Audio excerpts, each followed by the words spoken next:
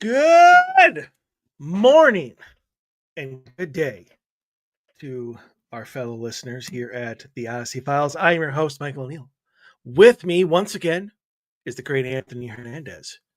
Good morning, Anthony. Good morning, sir. How is your day going? I both No, like sir, it and hate that at the same time. Kind of with the sir, shall we? Okay. This is a family show. We're not doing a Zoom meeting, even though technically I am pantsless.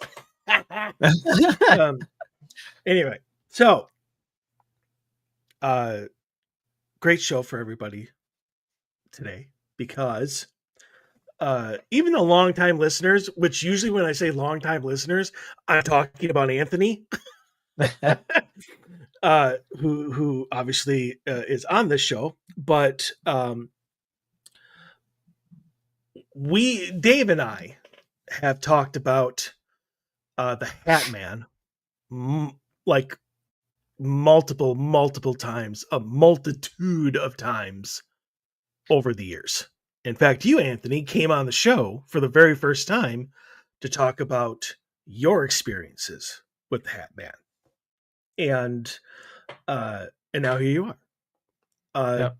But you have done a ton more research than Dave and I ever have. I mean, Dave and I have read books and stuff about it, but they're mostly experiences. Like they're stories of experiences that people have had and connections people are trying to make and yada yada. And really the only theory that Dave and I have ever really tried to solve when it comes to the Hatman is why is he doing what he's doing? And how does he choose how he's how he does what he does? Never so much what he is, because I guess the general theory has always been that he's like an interdimensional being who's the leader of the shadow people. Now understand, and we've always tried to make this this difference known. There's a huge difference between shadow people and shadow figures. So I just want to put that out there now. For anybody who's listening who thinks they see a shadow figure in their home, they're not dealing with shadow people. Shadow people completely different in their intensity and how you can deal with them. And if there's time and we feel like it, we'll get into that later. But you have actually tried to delve into what he actually might be. Yeah. And have different theories. And for anybody like who wants I don't know exactly how deep into the details you're going to get, but for anybody who wants to, I guess, have Anthony's research reread to them, sorry, there's no other way of saying it until you redo it. Obviously, yes. if you're going to, you don't necessarily have to, but you can go and listen to Anthony's show, which he has started on YouTube, called Crossroads of the Veil, which I am both impressed and angered by how great of a show name that is.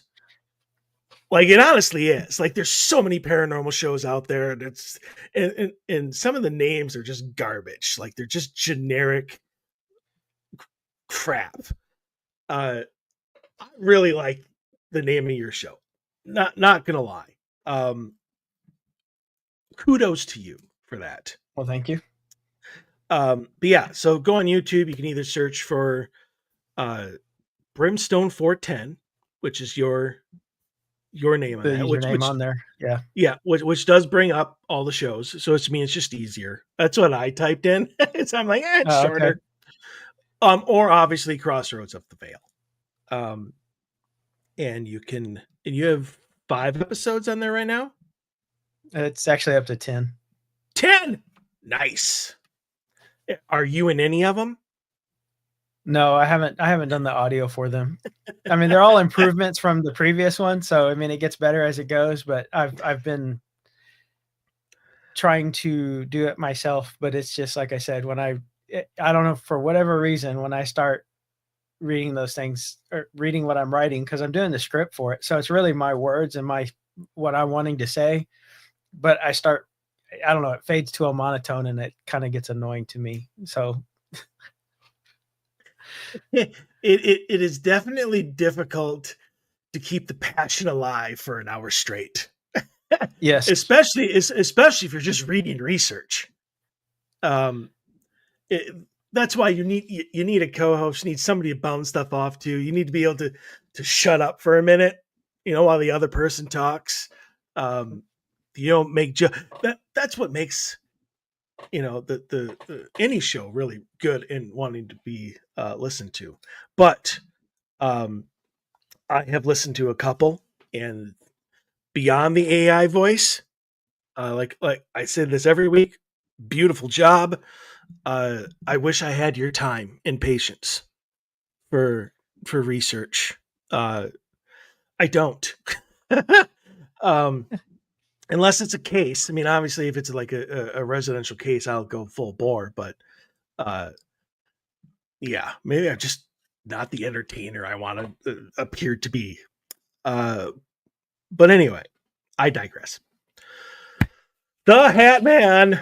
Um, so, like I said, the generic and kind of generalized theory when it comes to the Hat Man is that he's, like I said, an interdimensional being. He targets people for a reason we don't particularly understand. Although I've bounced a couple of ideas off of Cena, um, and Dave and I have talked about it, obviously either on the show or off the show, and we can kind of get into those later.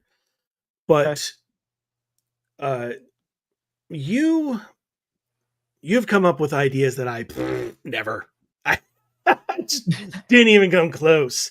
But I get where you're coming from. There's just certain things that I don't agree with. So what we're going to do is you're going to obviously tell us about a certain theory that you came across that you really believe in, um, why you think that is the way it is, and then I will share what I don't like about it and why, and then Okay. we'll see if we can come to either a mutual agreement or we will agree to disagree. Okay. Or maybe you can convince me. I don't know. Maybe there's something that you've come up with since that I don't know about. Okay. I mean, that, yeah.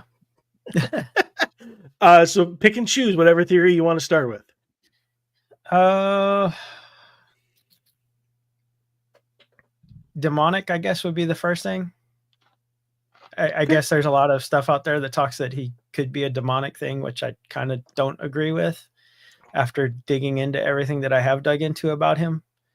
And I don't know, it in the moment, yes, it's definitely not, it's unnerving and it's got some terrifying aspects to it, especially depending on the level of what you're comfortable with and what you're not comfortable with. So if it's just out of the blue, bam, here, of, of course that's going to be a big moment.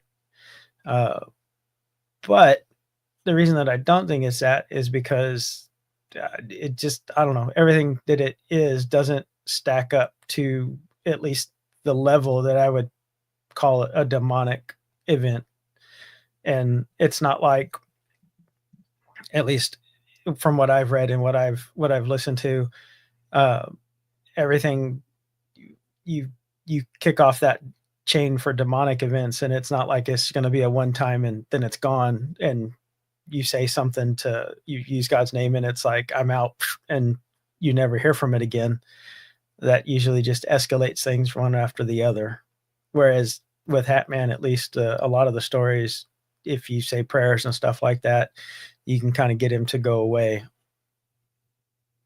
And So I do think if I you, do I even need to be a part of this conversation? Because Yes. you seem to be convincing yourself against your own theory without me having to say a word. No, no, go ahead. Well, I mean, is that it? I mean, is that the whole theory, that it might be demonic in nature? And that's it? No, that's just one of them. Well, I like, honestly, what's the reasoning for thinking that it's a demonic entity besides the fact, obviously, that it's black? I think that's where a lot of that comes from, is that it's black, it's dark, it's night, it's those times. Um, a lot of the people at least don't really talk about it, but I would be curious to know, like, were they playing with things they probably shouldn't have been playing with? Were they checking out things that you probably left better unchecked out? I don't know, more opening those doors to those things, or was it?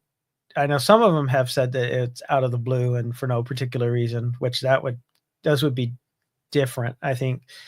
And then the other thing is that I know there's a lot of cases out there that, I don't know, seem kind of generic as far as they're telling about them. At least some of the ones that I've read seem that way, to Well, almost to where it's something else.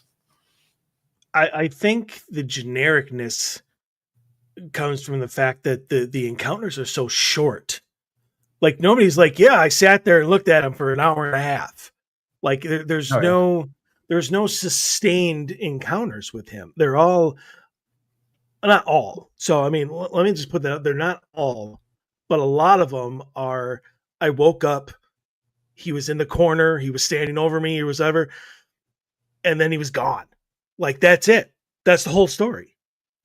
And so, I mean, it's hard to find different iterations of it. Usually, if I do see a different type of story concerning him, it's like he actually talked, which is rare, or he did Yeah. something other than just disappear.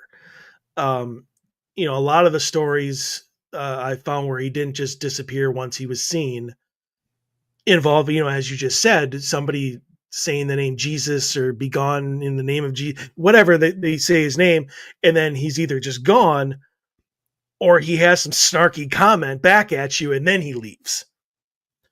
Um, but all of them are like, I don't think anybody's really had unless it's a dream, because he does come to you in your dreams. Unless it's a dream, I would think the average time that people have encountered him is like 30 seconds, and that's it. So, I mean, I get where you say a lot of these stories are generic, but there's not a lot of time for a lot of action in it, This is true. This is in, true. in, in people's encounters. So, I mean, the the reasons that you found for people thinking that he's a demonic entity is simply the reason everybody freaking thinks that anything that they encounter is a demonic entity. He's black, and like I said, this is why we say there's a difference between shadow figures and shadow people.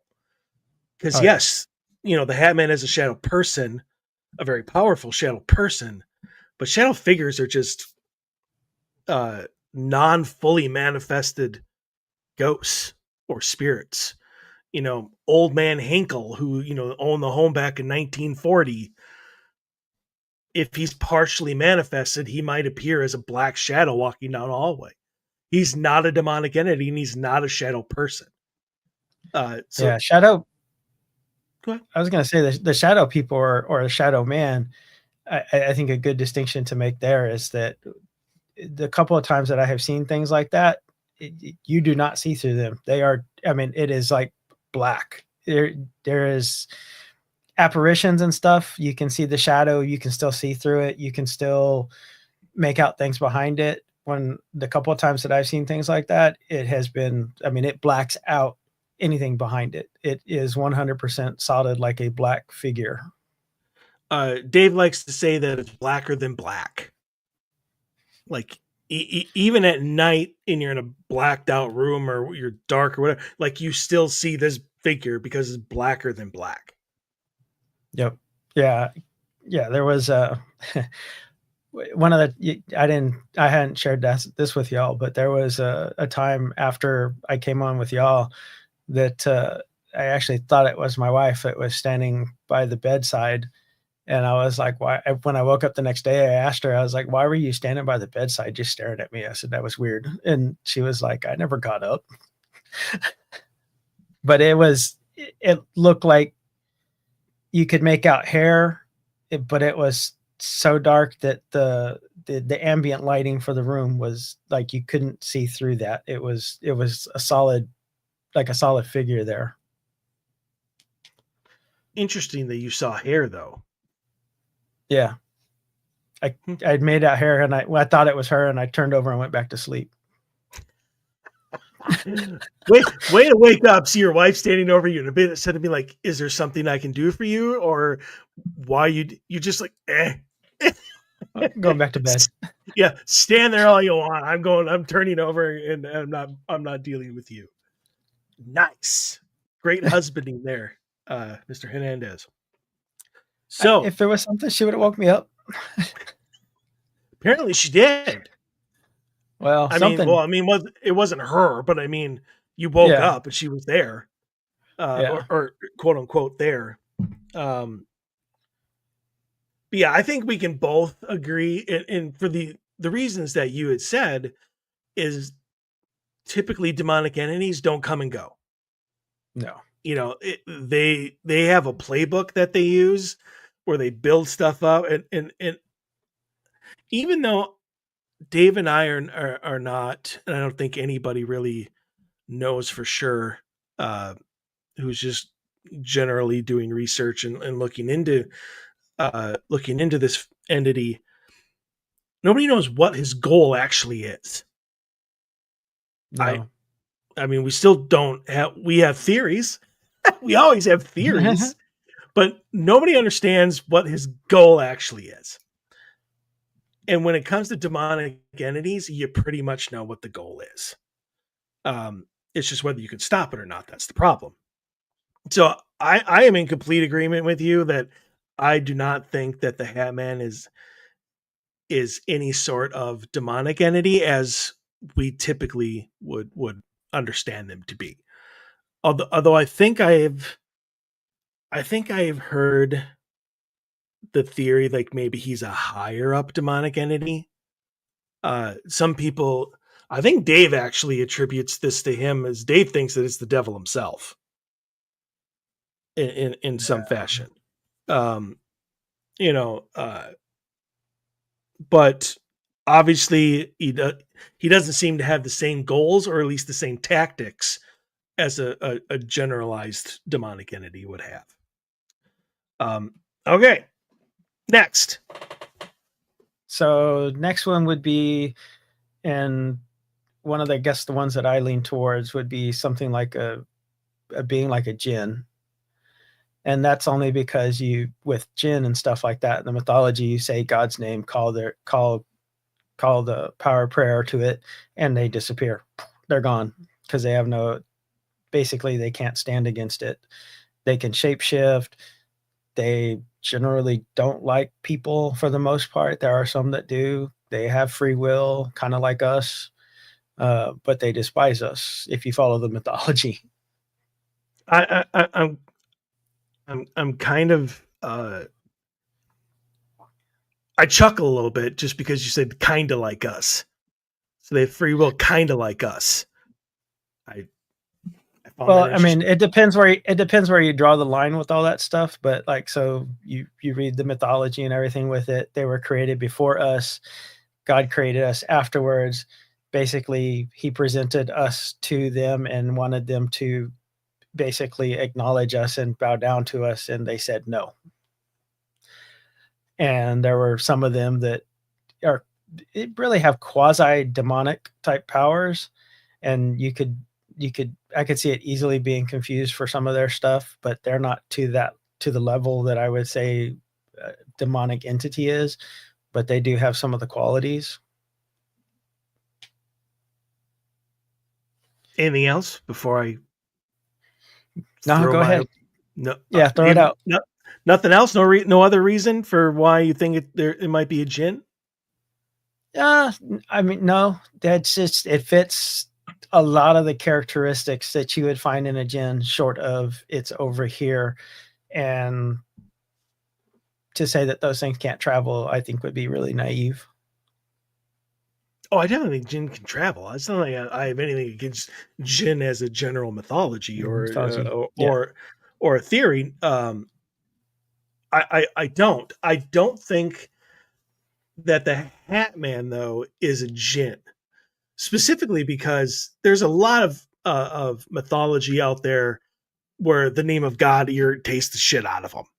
I mean, Yeah. it's not just limited to the Jin. I mean, hell, what was it? Was it Bishop Long? I think when Bishop Long was on the show many years ago, I think he was the one that said if you ever want to like test whether you're dealing with a negative entity, he's like, ask them if Yahweh is your, Lord and Savior. Use the Hebrew word for God or whatever. And I Yeah. have, and I do.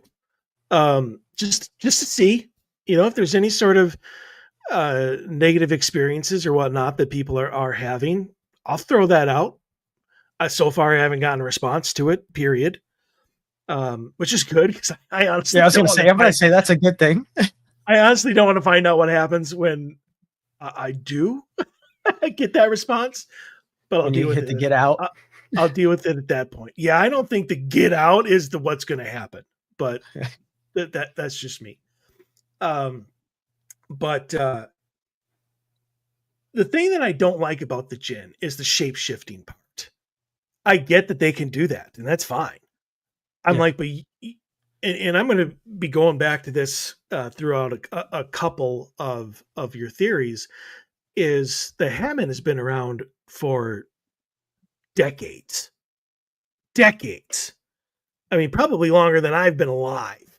Like, I think people were still stories. Like, the people who are my age right now were seeing him when they were 4 or 5.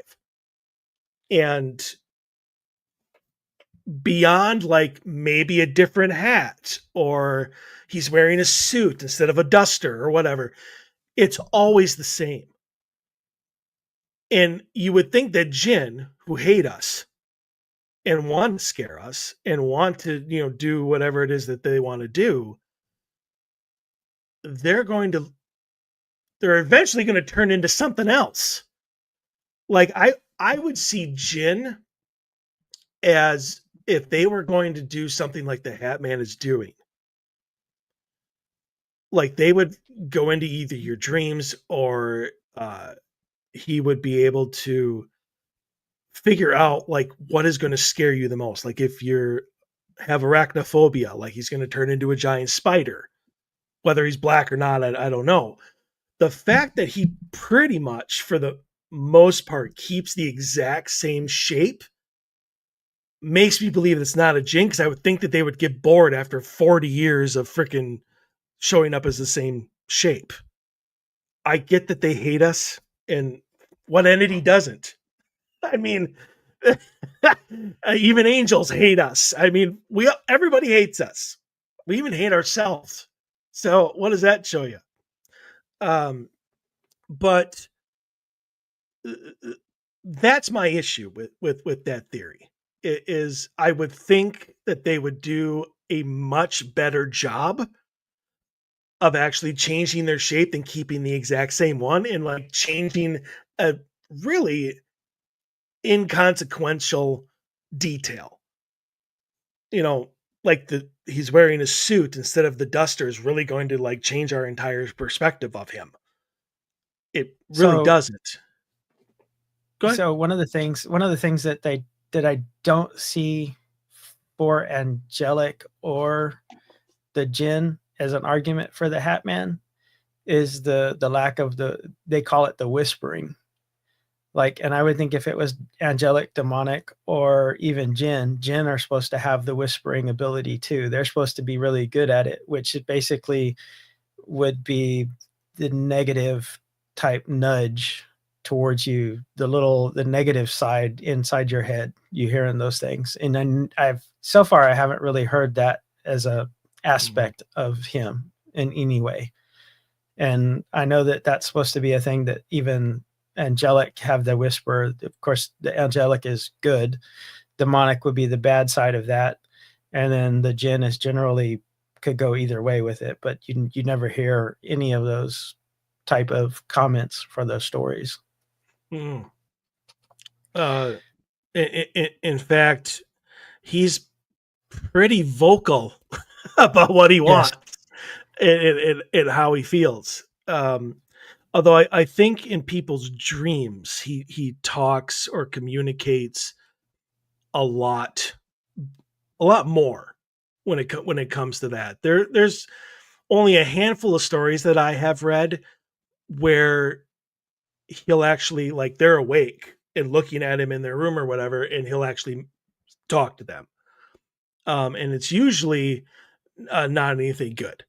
You know, Yeah. either he, like I said earlier, he's making some snarky comment because you said Jesus's name or whatever, and for him to leave, and he'll say something along the lines of your God can't help you or whatever, and then he'll disappear. Apparently, he was wrong. Yeah. Um, I did read one story of he got. I think he was showing up multiple times to a certain woman, and she was getting so stressed. I believe that she tried to commit suicide, Wow. and Okay. she was saved. Um, but I guess to her, and according to her story, he showed up at the hospital where she had saved, and he kind of leaned down and he put his fingers like really close, and he goes, "I was this close to having you," and then he disappeared, and I don't think she ever saw him again. Um, so I mean, there's that story. I mean, uh, obviously, it's so different. Like, this is one of the other reiterations of him. That's why it's stuck in my head, because it is just so different than anybody else's. Um, but there have been times when people have claimed like he's tried to he tried to beat the shit out of them, Yeah. or whatever. I mean, there's a few of those. Uh, I have no idea what sets him off. Like, I don't know if these, depending on the theory and what he's actually there for, makes him so angry to that effect. But um, yeah. So anyway, that's my issue with the gin. I mean, everything else, you're right, fits. The fact that they respond to the Jesus's name, they they hate us, that they've been around obviously longer than we have. It's just I think that there'd be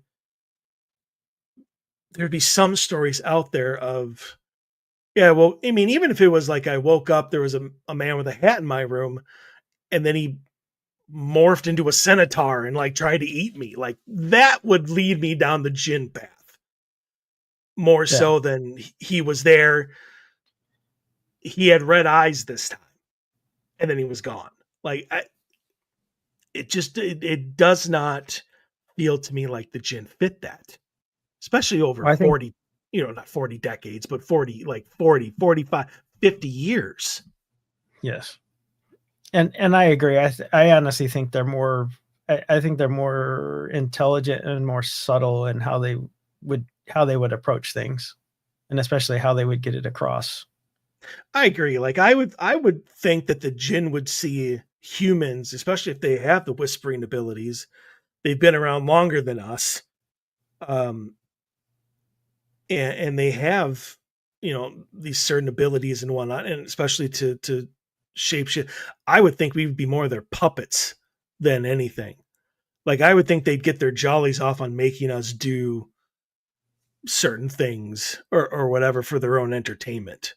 Like, I just can't see their one sole thing being to scare somebody for 30 seconds and then disappear. Yeah, that's the part that does not make sense to me for any of the demonic or jinn or any of those things, because it's kind of, I don't know, those everything that I've ever read or looked into says that there's a playbook, and the little 30-second scare or the minute scare or that one night scare is not it. That's not you're in for long-term stuff at that point. Plus, I mean, especially with going back to the demonic, I can't see them being coy. Like they're the stories of the people who are out in the middle of the day, and all of a sudden they see the Hatman like peek around a tree at them, or they're Oh yeah. standing on a. I'm like, I can't, I can't see the djinn or a demonic entity just be like playing peekaboo with somebody, or here I'm still here. Remember me? Like I can't see them doing that. No, I have to agree with that. That was one of the theories that I did not I didn't think it checked all the boxes. Okay, all right. Well, let's move on to the next one. Now, one that I kind of think there's something to it is the egregore thing, which I know that's not a I know you're not really up on that one because of the thought form thing, but I kind of think that maybe there was originally something there, and people putting all the thought and everything into it has kind of perpetuated it or kept it around. Maybe even gotten it more powerful than it was when it initially came out or was brought out or whatever, however it came out. The thing that I would say just first off that I had never even heard the term egregore until I listened to your show. Uh Thought form, obviously. Topa, 100%. We Yes. Dave and I have talked about that on the show. I had no idea what an egregore even was. So I'm like, what is he talking about? And then you start talking about thought forms, and I'm like, when did that become the term? I Well, that's the old term for it. And Oh, you went back to the old tulpas, days. yeah, tulpas are actually not quite an egregore. It's a variation on it. So the egregore is something that they think that you could actually you could give it life. A group of people could give it life, and it could then, depending on why it was brought forth and how it was brought forth, could continue on those things. So if it was brought up with fear and hate and all those things, it would kind of build off those things and get a life of its own and keep going. Almost like, I would say, almost like an elemental. I mean, that really is kind of what it describes almost, except in the form of your mind is what made it, or a group of people's minds are what made it and kept it to give it life. I kind of leaned that way towards like the Hatman stories and the Bloody Mary and all that other stuff like that. I kind of put those kind of in the same, besides people just freaking themselves out. Well, I think Bloody Mary is just people freaking themselves out. Oh yeah. Uh, I just let we're getting off topic here, Yeah, and sorry. I'm not even going to go into the whole a thought form can become like an elemental. There's so many things wrong with that. That's like that's next week's show right there. Okay. Uh, so I just want to make sure that I have this correctly, because I had my argument, and then you said something here uh, that kind of ruined my argument. So you think that the Hatman does or did exist, but nowadays he's more of an egregore as opposed to what he used to be. Is that correct, I think or there's a what? possibility that he was created or brought out, and through the process that egregores do, because of the myths and stuff got around and people started putting more power into it, and it would kind of make sense because the way that they exist and they keep going is to feed off of people's, at least the negative ones, feed off of people's fears and stuff like that. So he shows up, he scares the crap out of you. You've put that energy out there and you go tell your story, and here's another example of people looking into this or reading about it or continuing its legacy. Okay. There's a couple things that I want to say now. Okay. All right. So this was my original issue with it. Is, as I stated earlier, the Hatman has been around decades. Yeah. Decades. Like I don't even know off the top of my head when the first sighting of him was recorded. but he predates social media. He predates paranormal Yeah. television shows, all of it, all of it.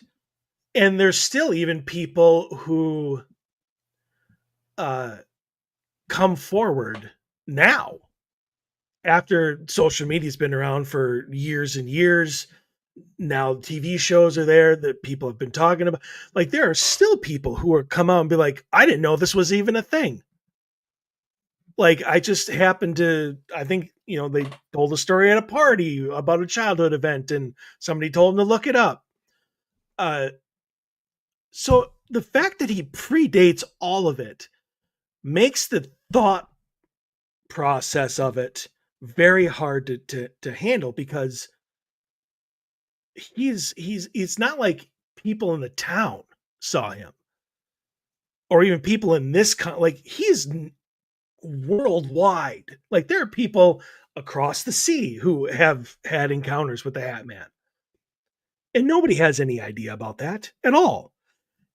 If he was like Slender Man, that like appears now and is more recent and modern and is after like the dawn of social media, I'd be on board with that. But the basic thought that he predates all of it, and people didn't communicate about that. I mean, people back then were scared shitless of even talking about it, because not only were they afraid he would come back, but they were afraid of being called crazy, being thrown in the nut house, being shunned, all of that stuff. And I I can't imagine any sort of entity up until like modern days. And even now he's not really talked about all that much, except in like our little pack of a field. I mean, you're not going to see Rachel Maddow talking about somebody having an encounter with the No. Hat Man. I mean, never, never. You're never going to see that on the news. It's going to be in some social media group chat or something like that. And I can't see getting enough traction for him to be a thought form completely. To your other point about him, and this is kind of what made me chuckle a little bit when you were talking about it, about him feeding off our fear and whatnot. I don't know if he does that.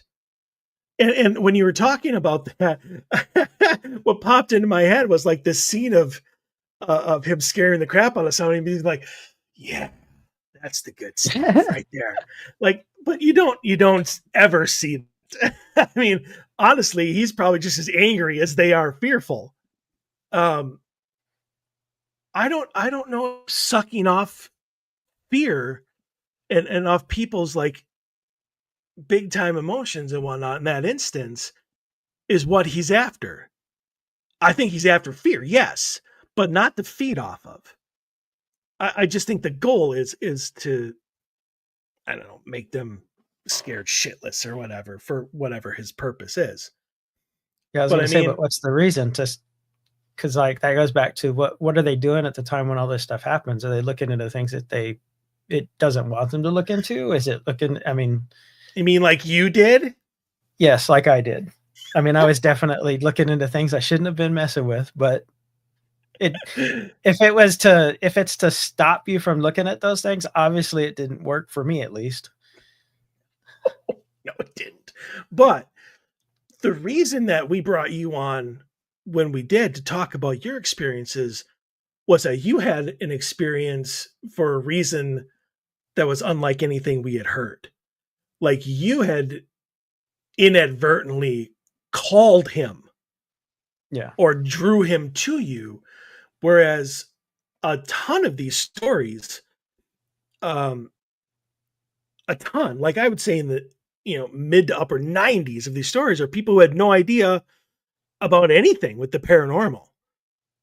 I mean, I don't think I've read a story yet where it was like, besides yours, where it was like, yeah, I was using a Ouija board and then the Hat Man showed up, or I was reading into black magic and tried to do this sort of spell and then he showed up. Like, I don't think I've ever read that story except for yours. But would they put those facts out? Do people actually do they put those two and two together and correlate those things? Like, were they, and they're omitting those parts because they don't think it's important. That is a fair point, because obviously, and Dave can attribute this to this as well, is clients don't necessarily make that connection. And I've had tons of clients, and it had nothing to do with the Hatman, where I've been like, well, have you experienced this, or you done there? I'm like, and they're like shocked, because you're right, I have, and I'm like, they didn't attribute it to it being paranormal. The bad smells are what people get. They're like, it's just the sewer backing up. I should call somebody on Monday. Yeah. People try to explain stuff away, but I would think if they are dedicated enough to use a Ouija board, to use black magic, to dip their toe in the water of doing some sort of ritual, and then a day later, or that night or whatever, the Hatman shows up, I would think they'd be smart enough to be like, maybe one is connected to the other. Yeah, but how many cases have you gone out where they don't tell you all the facts, and you discover later on that, they were playing with Ouija boards, or they were playing with something that they shouldn't have been? I was going to say, I think people omit those things because, I think I'm one of the few who actually was like, I was doing things I shouldn't have done. Well, that is because, one, he showed up like immediately while you were still there. It wasn't like later that night. No, it was while we were doing it. The other thing is, if it's a recent thing, I've had a lot of clients where activity started almost directly after using the Ouija board. They will admit to using the Ouija board. If they used the Ouija board 25 years ago, and now activity is starting, and we ask them, have you ever used a Ouija board? They're like, oh my God, yeah, I have. Back when I was a kid.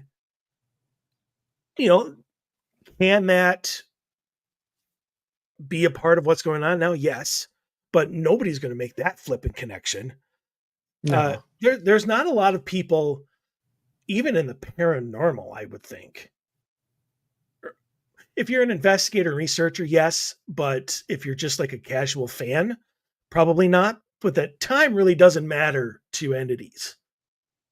No. Especially demonic entities. So even though you used it 25 years ago, to them it could have been 15 minutes, in our time, 15 minutes ago. They come when they want to. Which is an ability that I'm kind of jealous of, but just kidding. I'm sorry. This is a family show. So, anyways, getting back on track. Got into, so I don't know if, besides yours, like I said, I have not read a story yet, and I don't think that the Hatman is going to suddenly show up because you used the Ouija board. Like 2 weeks, a month, 2 years ago. I think I just use that as a. I was going to say, I just use that as a generic example. There's other things obviously that they could be doing that would open those doors or attract that attention. that would be amazing if some shadow person or whatever came up to him with the clipboard and be like, Betty Lou Johnson just used a Ouija board. I'll put her on the list, sir. She's scheduled for August 3rd, 2027. Not another one. I don't know why I'm making fun of the Hatman. I've done this before because that was one of the. I can't remember who we were talking to. We were talking to him about the Hatman, and I asked him what happens if we just start making fun of him.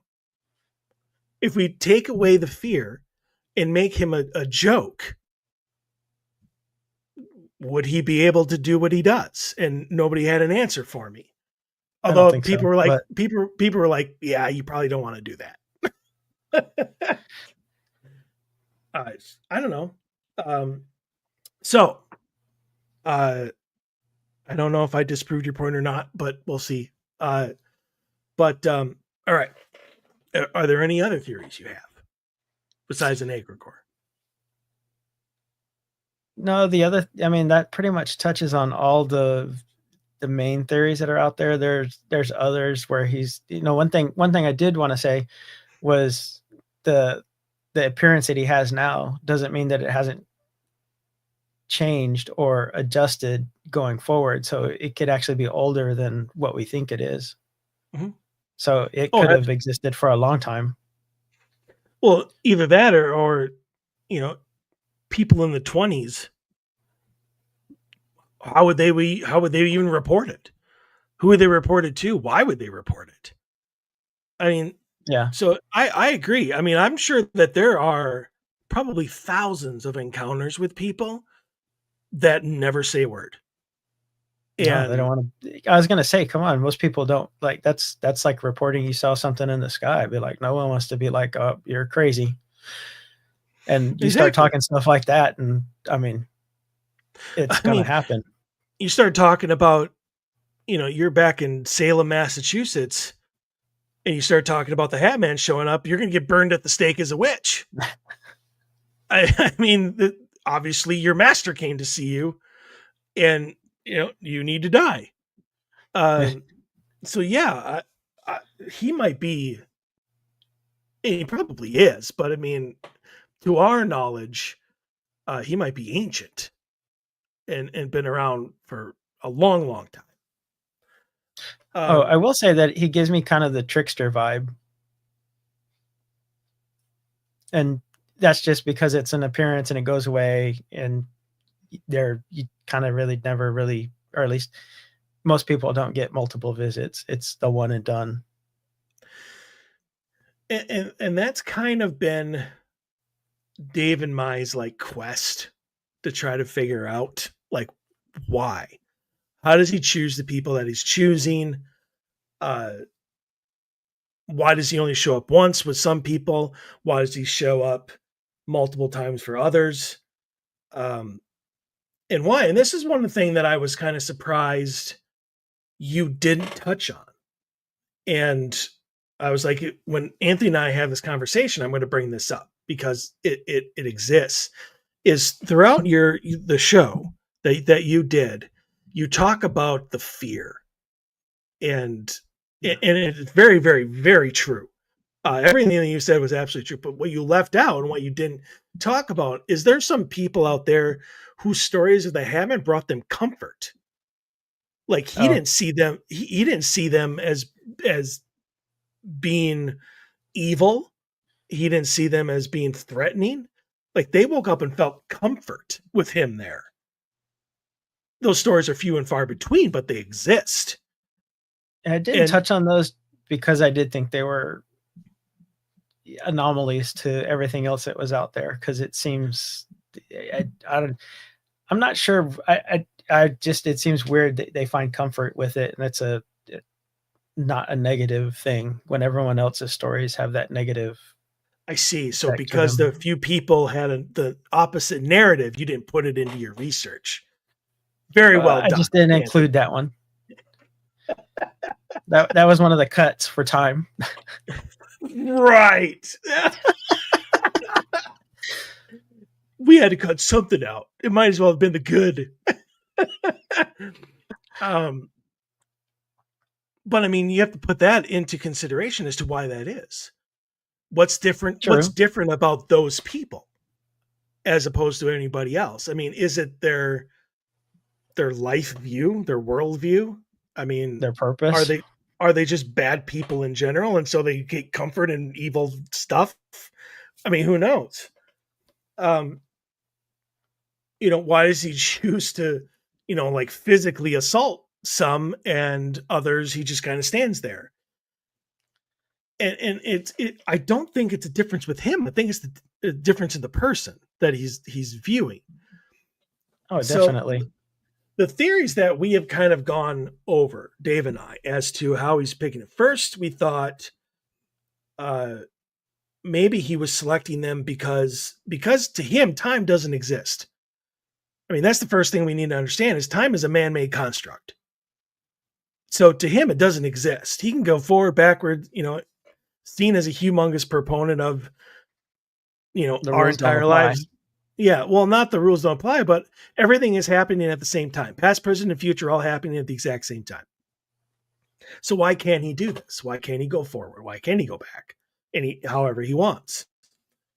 And so we thought that maybe in the future they develop like psychic abilities, or they develop experiences, they develop knowledge, they become researchers, that are a threat to him in the future.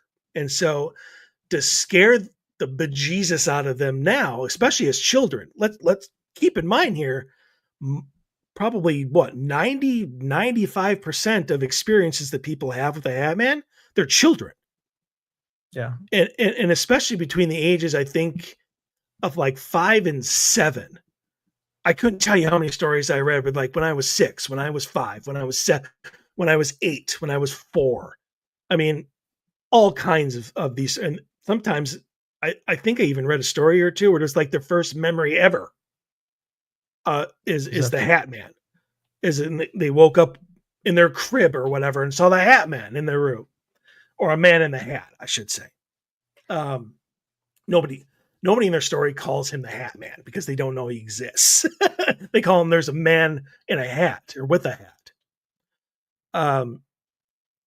But so we kind of thought that maybe he's trying to scare them off their path. Like if they're so scared of bringing back an entity like him, they'll never try to develop their abilities. They'll never try to do research into it for fear of what is actually out there. I mean, that definitely makes sense. Well, yeah. The other thing to think of would be, is it because I think kids haven't learned to tune all that stuff out to they're more in touch with those things, whether they realize it or not at that time. So they're more open to those experiences because they haven't blocked them and basically programmed them out. Exactly. And so he's able to tell who has the brightest light and who doesn't. I mean, but like I said, didn't had the opposite effect for me. So again, your experiences with him were 1A as a teenager, right? No, it was about the 8 or 9 when it happened. I forget the exact year, but it was. I can tell you that Rush 2112 had just come out, and yeah, because that was the big thing at the time. I don't even know what that is. So, and I predate you. It's like, you don't know who Rush is? I know Rush, like the band. Yeah, the band. I know the band. I don't know anything about their albums, though. Yeah, 2112 had just come out. I think Kiss Destroyer was out at the time. Because those were the things that I can remember. Yeah. Yeah. My day was Roxette and Bryan Adams. So Bon Jovi, who now all get played on the oldies station. So take that from it what you will. So we have that theory. Then we thought maybe it had something to do with lineage. Like their bloodline was the reason why they have been targeted. And there wasn't a lot of evidence to support that, because it's not like there's a lot of stories of like mother and daughter or father and son or whatever, both being visited at different points in their lives, or both as kids. It was just an interesting theory, something to throw out there. Well, there's a lot there's a lot of stories where for whatever reason, it seems to be, it follows the family. So like if the dad had it, the son or the daughter might see it or might have those things. I mean, it tends to run in the family, at least the experiences and stuff. And that's from everything from top to bottom as far as paranormal or supernatural goes. Or at least from what I've read, there's tends to Whether the next person in the family will acknowledge it or not is a different thing, but it, there's always those stories where before them, their parent had some sort of experience happened, and then after that, they just never. I mean, the parents never really talked about it or something like that. So you're saying that might actually be a theory. I think it bears merit. Interesting. So here's the most recent one. I think I've talked about it on the show, or maybe I just mentioned it to Dave afterwards. Not sure. But I have talked to Cena about this one, and she actually confirmed, said yes, that is one of the main things. Is I thought that he might be targeting the volunteers. Do you know what I'm talking about? Not off the top of my head, no. So you're Really? gonna have, yeah. Don't listen to our show as well as you think you do, Mr. Anthony. I was gonna say, are you talking about like the Star Childs and stuff like that? Yeah. Okay, then yeah, I do. See, I thought you might, but yeah, it's not a topic we bring up often on the show. So I'm not surprised, but they are entities, they are souls that are brought in to help us on our merry way to evolve and find higher spirituality and higher purpose and whatnot. And so I asked her if maybe and they're born. It's not like they're suddenly possess somebody that's 45 to 45 years old. They're born. They live their lives just like anybody else. And so I thought that maybe it was the volunteers that he was after, because they are the ones that are here to help us, which doesn't go. I was going to say they're bringing the message forward. So yeah, I mean that would kind of. You know who I would like to see if they've had an encounter with the Hatman is Chris Bledsoe. I mean, so he talks about seeing shadowy things and stuff like that during certain interviews and stuff as well. So I mean, he's never really said Hatman, but he has said that he had seen shadows and stuff like that moved and things like that. I wonder if anybody's ever asked him. One of the things that he's related a couple of times is that most people who experience things, have had traumatic and have had experiences in the past. They just don't put those things together. And he seems to me, and you can correct me if I'm wrong because you've done more research than me. He just his basic like personality is, I accept that I see these things. I accept that these things are happening. I don't really care to do research on them. Like I don't need the deep input or the information as to what they may or may not be. Like they're just there. And I accept that. And so I honestly wonder if anybody's ever asked him if he has seen an entity with a hat. Because he might have and just been like, he might not even know the Hatman at all, what it even is, but he might have seen it. This is true. I was like, because he pretty much, I think he dug into it for a while and then he came to his own conclusion about things.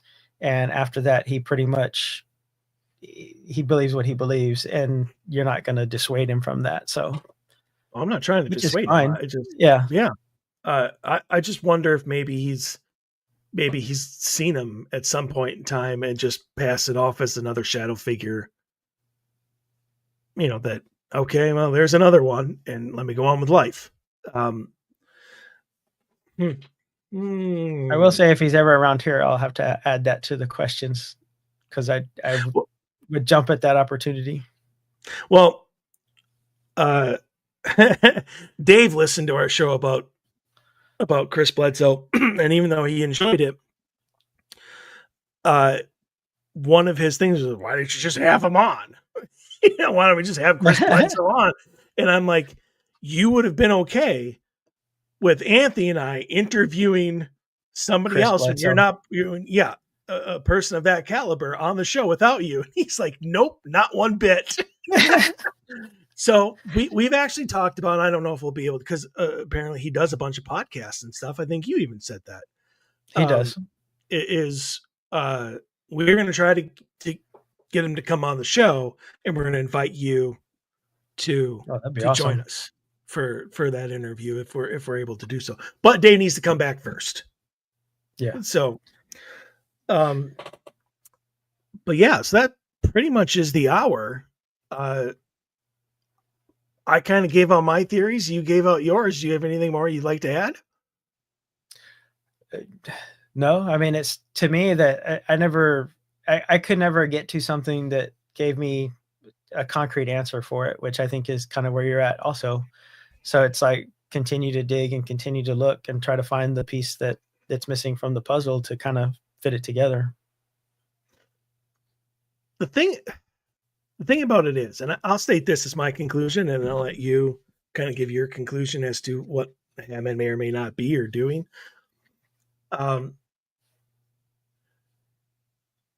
He's I don't want to say he's so secretive, because he's not. He's very open about what he's doing. The problem is why. And it's not like he sits down for an interview, or it's not like he gets it. See, that's just the thing, is that he doesn't seem to achieve his goal at any point in time.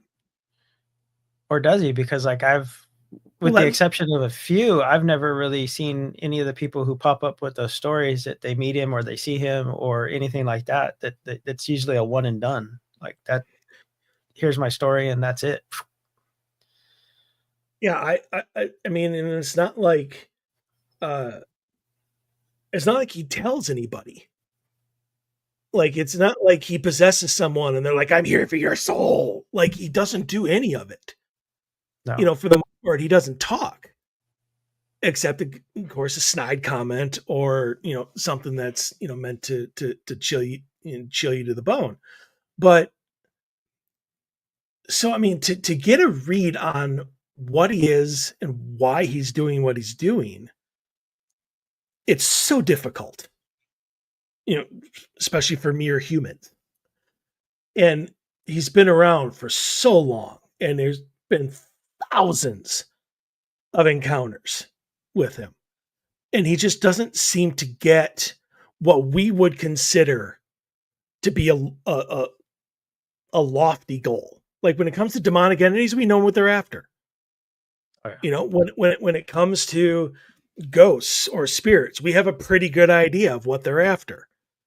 Or we have investigation teams that can come into a certain location and we can ask those questions. Hammond's never in the same place, really. Or if he is, there's not an investigation team there willing to, with a recorder in his face, be like, why are you doing what you're doing? Oh, yeah. I mean, nobody can get those answers. And so we're just sitting here with theories about this and that. And I think we have a pretty good handle on it. But whether it's a future thing, whether it's a now thing, whether maybe it's just a peeping Tom. I mean, who knows? I can't imagine that interdimensional beings aren't perverts just like the rest of us. Why does he like the fedora so much? Nobody freaking knows. Nobody knows why he dresses the way he does for certain people. Or why certain people have one reaction to him and another set can have a different one. And to me, he's probably one of the biggest mysteries of the paranormal, period. Just because he's so calculating and is so specific in everything that he does, or seems to be doing anyway, that we can't get a read on him. And he's so fast with it too. Like I said, nobody's had an hour encounter with the Hatman. Or like multiple days, and yeah. Well, I mean, it's not even days. I mean, some people will be like, I saw him the first time, and then it was 4 months later he showed up again. And then I never saw him again after that. Like, why? I mean, does his schedule get mixed up and this person got put on there twice? Like, how does he do it? We don't know. We simply don't know, and all we have is theories. And uh, I think next time, if there ever is a next time, and I'm conscious enough I'm going to ask him to come on the show. I'm like, you need to be a guest. Come on, tell your story. But yeah. So anyway, I've said my piece. You can go ahead and have the last word. No, I think we covered it pretty well. And like I said, I do kind of at the end of the day think it's an entity of some type. I don't know that I would go all the way to demonic or anything like that, because like I said, those have a playbook and does generally go a certain way, and you're kind of stuck on that road. Usually that's not usually a quick one and done thing. So, but I do agree. There's a method for his madness, a reason why he's doing what he's doing. Agreed.